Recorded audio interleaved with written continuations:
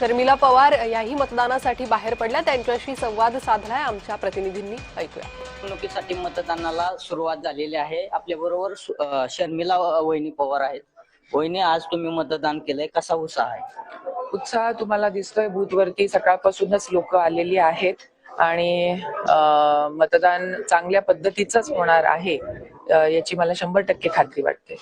खऱ्या अर्थाने आता हे निवडणूक जे आहे ते सहानुभूतीची लाट मोठ्या प्रमाणामध्ये आहे. किती मताधिक्य मिळेल असं वाटतं? नक्कीच जो आकडा सर्वांनीच दिलेला आहे तो मला असं वाटतं रेकॉर्ड ब्रेक मतदान अपेक्षित आहे.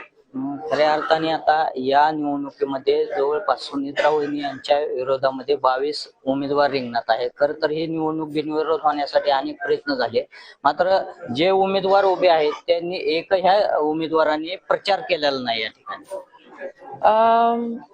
कसं आहे, आता तो त्यांचा वैयक्तिक प्रश्न आहे.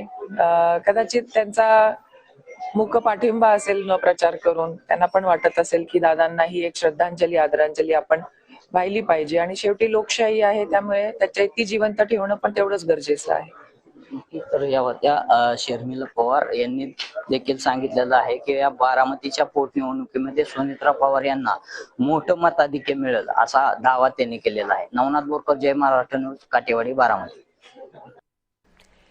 तर शर्मिला पवार यांनीही रेकॉर्ड ब्रेक मतदान होईल आणि चांगलं मताधिक्य मिळेल असा विश्वास व्यक्त केलेला आहे.